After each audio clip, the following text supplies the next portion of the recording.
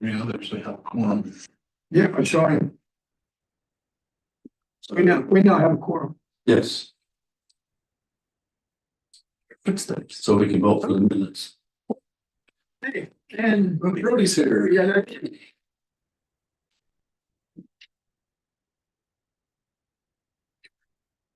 It's last time I got great crossing holes for my son, and so I thought, well, gotta even it out. Get some jogging here.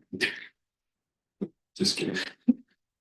Look, as he said, you. I know. Good. Yeah, it's gonna give you the jacket. Good.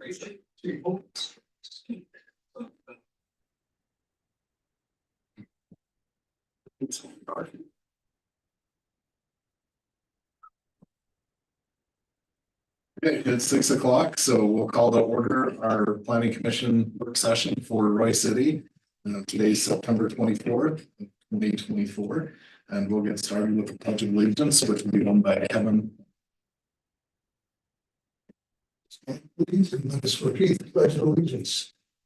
I pledge allegiance to the flag of the United States of America and to the republic for which it stands, one nation, under God, indivisible, with liberty and justice for all.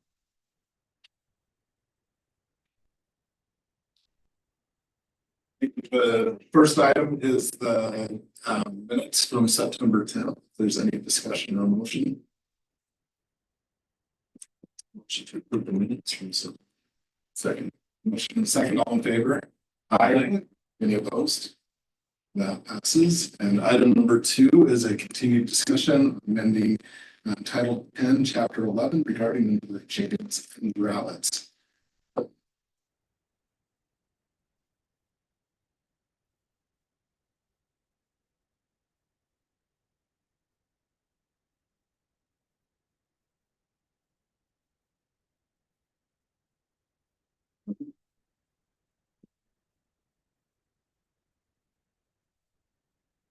Okay, so as was mentioned, this is kind of a continued discussion.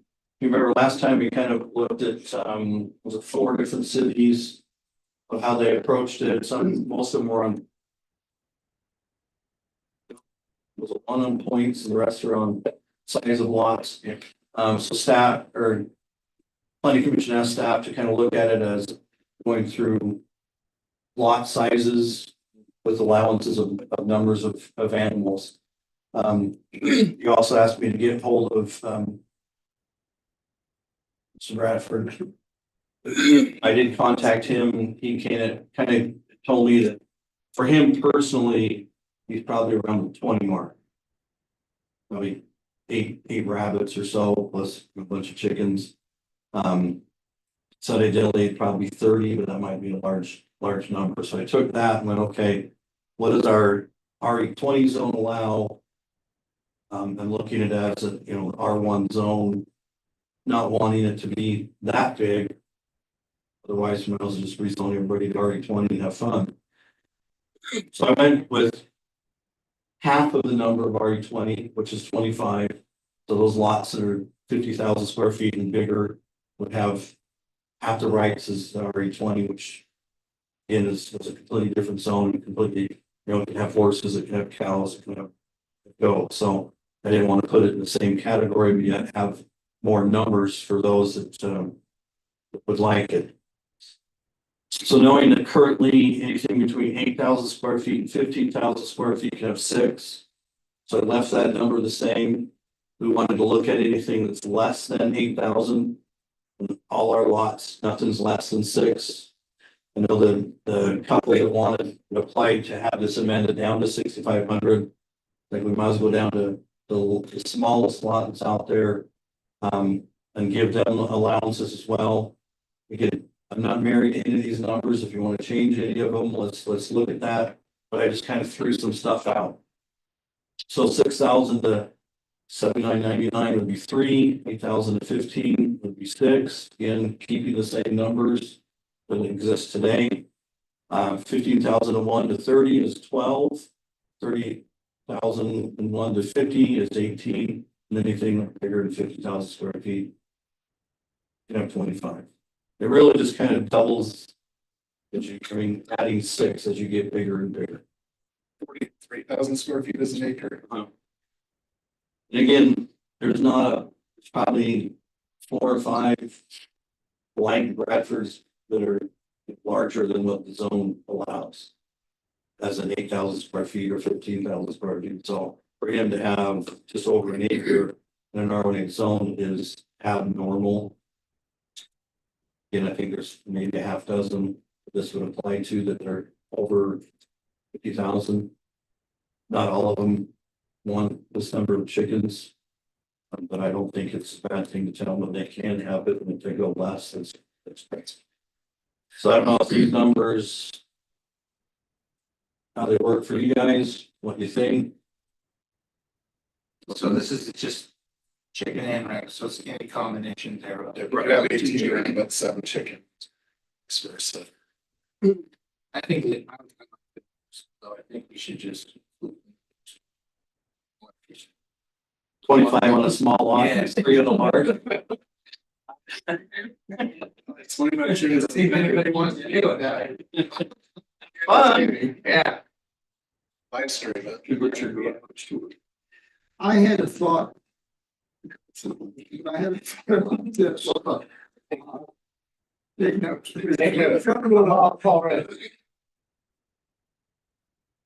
Mr. Bradford described that his legal problem was having too many, he had a little for baby rabbits. What if we somehow set it that on age in these numbers, so that you could have a litter of rabbits, get rid of them in 6 weeks or whatever it happened to be. That I don't know how long he kept them around. But my next door neighbor's got kittens, and I've watched them try to get rid of the kittens, and I'm going, well, if she would be in violation, maybe. And I'm sure that they don't want to do that. So, do you see anybody that did anything like that? Well, our current code just talks about any offspring shall be included upon attaining the normal age of weaning, so whatever that age. And each animal has a different age anyway, so up until that point, they're not counted. Didn't Mr. Bradford say that they were weaned, but he still needed to keep them for a while before he would market them? Before they were ready to harvest, but also the problem he had is there's such a low. Yeah, right. So at 25, it would give him a little bit more room to grow because he may have 20. He may still run into the problem. You know, it says he has 15 rabbits and it has a litter of 12, Yes. so he's gonna be more than. Right. I don't think anybody's gonna go after him the day they turn 3 months or 5 months and say, hey, your ticket. But as long as everybody knows that once they get that age, you either get rid of them or, you know, take the adults and. That's the current code anyway, is you, as soon as they hit that. If you have a 6,000 square foot lot or and you have a litter of, you're going to be in violation immediately, except for the weaning. Okay. Because you should have a home for. Yeah, you also kind of know if you're in a smaller lot that you shouldn't be having the babies to. Tell the rabbits that. Yeah. Well, it's a good thing people always follow the rules, right? Yeah, well, I don't have to worry about it. Exactly. I don't have a job. Yeah. Yeah. I think that's fine, or, you know, kind of along those lines, you know, if the building guy, when the guy came out, he probably say, okay, I'll get like a time frame to get rid of it. And like, here's 3 weeks, 4 weeks, whatever. Do you And the way take- we've approached the code enforcement aspect is we'd rather work with you than ticket you and send you to court. Yeah.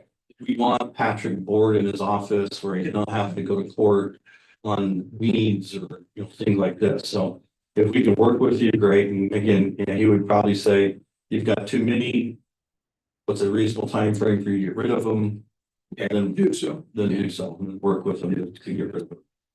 It's gonna be reasonable. Well, that's without the For attorneys. the right amount of money, they can be Yeah. very reasonable. Of course, that's without the attorneys involved. No, I think this makes sense to me. I like that we're going to the smaller lots, giving some flexibility. You know, and really, I don't know, I said this last time, like how much rabbits can an acre and a quarter, or acre and a half sustain? I don't know, but 25 seems pretty reasonable, especially if it's just for sale, you know, because they can't sell commercially, things like that. So I think that gives a large number, but not so crazy that And- somebody's got 500. He's in a unique situation, knowing he's got family around that he can give things to, so. I think we sort of talked about it last time, that there's really not a lot of situations that that's gonna apply to. Yeah. We should say- Those large numbers. Striking the balance, you know, because I mean, Scott's an upright, honest person, you know, which is good, but we've also got to, you know, do something that makes sense beyond just his property. And I think this, you know, especially if you've talked to him, I think this meets. Yeah, I agree. Meets that criteria to where there's a reasonableness and. Do we, does code compliance keep statistics on this kind of thing? We'd be able to revisit it in 6 months, a year? No, Not, I mean, I could ask him, but the number of times he's gone out is, it's, he mainly deals with weeds, junk and debris. Chickens come around every once in a while. I'm swimming in my garage. Doing that. Yes. I don't know where it's from, but it's like my garage. We'll just say this, they're not supposed to be roaming free. Yes, I know that. Be like a lot. And I've told you that, but it's just, ignores it. Now, with that said, currently, we have a maximum height of run, which in the R1 zones is required, of 150 square feet, and that was for 6 chickens. Now, say I have 25 chickens. I don't want to go, me personally, I don't want to go more than 200 square feet, because after that, a building permit is now required. Let's just keep it, So I can say 200 or less. 200 or less. okay, for everything, or should we just say once you hit, 12 or 18, then you can go up to 200? Or just say, doesn't matter how many you have, 200 is the number. What if they say? Okay, I'll get a building. permit. But again, can you imagine getting a building permit, have to attach it to a concrete foundation and just, Not likely, but You must really love your chickens. I was gonna say for 300 square feet, there's 3 chickens, so that's a HVAC. now this is just the run, it's not the, Oh, okay. the coop is required to have 2 square feet per chicken. looks like I thought there'd be some. But this is the run that they can Then run around. run around in it. 10 by 20 seems to be pretty big. So we wanted 200 square feet regardless of number, or 150 square feet. At a certain point, you can go bigger.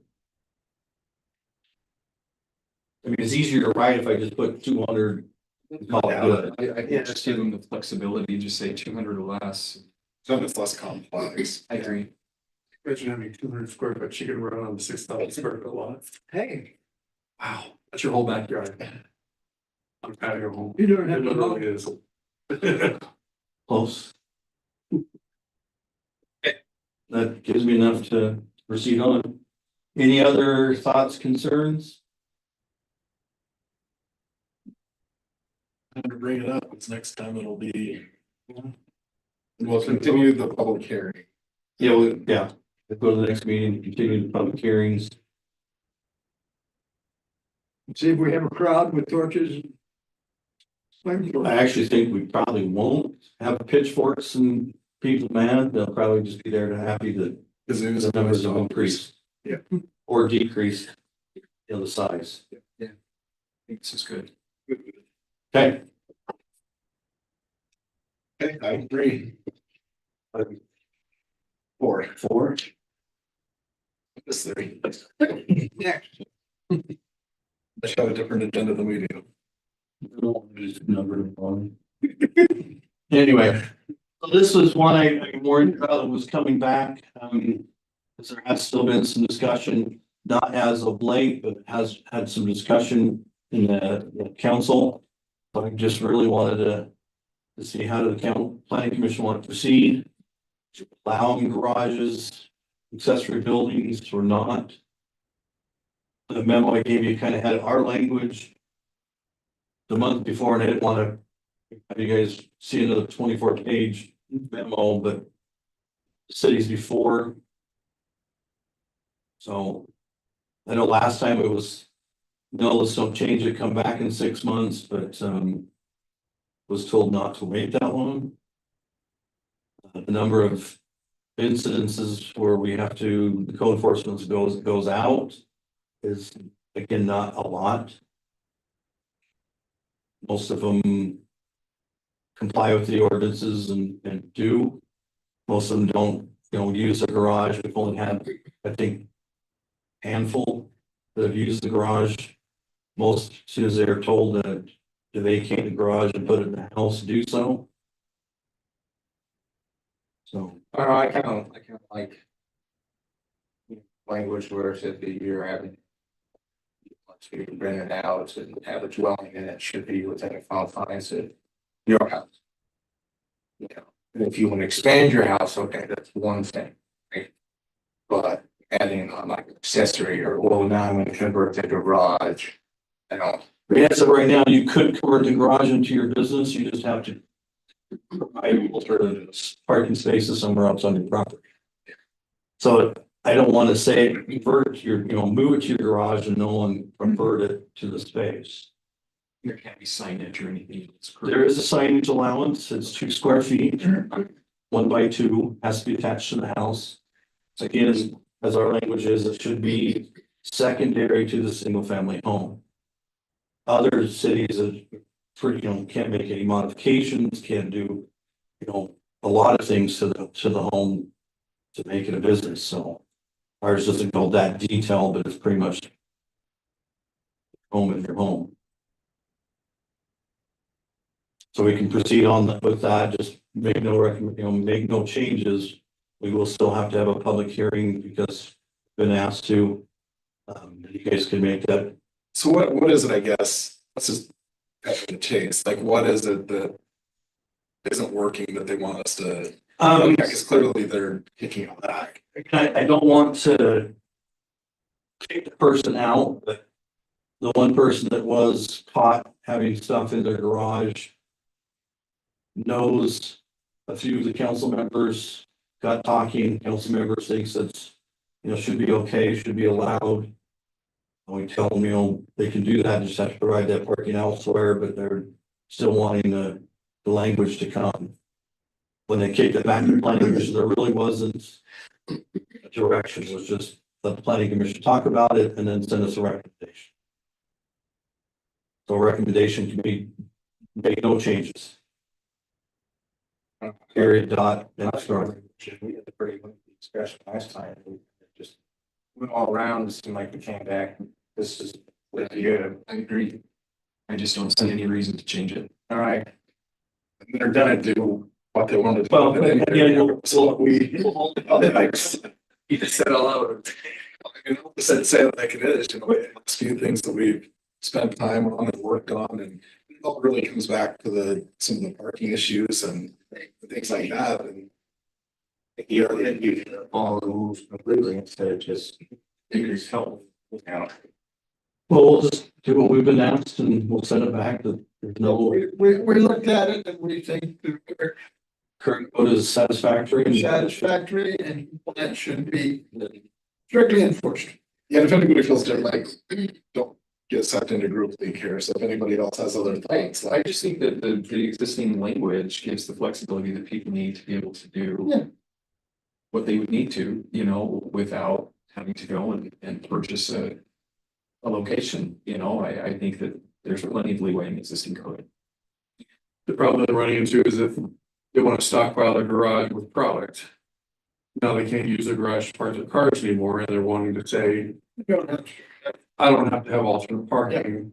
that my garage would provide in a residential space. That's essentially the problem in a nutshell, right? But I've had a few that have had a 3-car garage. And they convert the 3rd car into an office. That meets the code, because you still have your 2-car parking, you still have that space, and the 3rd one, which is extra. They've used the space, as an office, so, some have figured ways to go through it without not applying or complying with the ordinance. And I guess my thought too is another reason why I don't want to see that changed is because the parking should be contained within the property. I don't want to see cars on the street because people have converted their garages and they have nowhere else to put their vehicles. So again, it's just what I said. Yeah, if your business gets that big, a space like the garage. Lots of retail space, exactly. You know, it's like if you're expanding that much, then maybe you should move out. Yeah, and until or unless somebody can find a different solution for parking a lot, because I mean, this is about the 3rd or 4th item that's come to us that just deals with parking, and we just haven't ever found an alternative solution to it. And so all you're doing is, you're letting them into the garage, which is great. I'm all for having more businesses, but then you create a parking problem if we don't ever solve the parking problem. And then you start doing 3 or 4 things that create parking issues, and It's just me and my husband, we only have just the 2 cars, we can park them on the driveway. We're not parking on the street. Right, I mean, the driveway is, Here. here, I was thinking the same thing as, like most Americans, we got $400 worth of crap in our garage and $80,000 worth of vehicles outside. Which there's no real difference, but technically for running a business, it should be in the garage. There's loopholes everywhere if you just think about it. But no, you guys don't want to make any changes, we'll just schedule the public hearing and go from there. Okay. That's all I got. okay. Commissioners minute, I don't really have any thing that's running on my mind. Anybody, anything they want to bring up? Okay, it's not up to Steve. The airport overlay zone that we sent out, I believe is gonna be on the agenda for next time. They talked about it a little bit, there was some concerns with some stuff and wanted to see the map that the ordinance talks about, so we've created the map, made some minor modifications to it, so that should be coming up. The urban corridor mixed use zone, we took it to the council as a discussion item, just kind of get their ideas, their thoughts, their opinions about it. Seemed everybody liked what you guys had thought of, especially the keeping commercial component and allowing residential in the back. So I think that will go to council. I want to say this coming one, it might be the one after that. 35 Midland, anything that was in the community commercial zone. Okay. So those are the big couple ordinances that are still out there. Off we go. Okay, last. Motion to adjourn. We have a second. Second. Second, all in favor? Aye. Opposed? Oh, that was a good time. You say, we won't. Yeah. Pretty good. So there's a silver bullet for Burger King. There's just not. Is that it? So snow, that's probably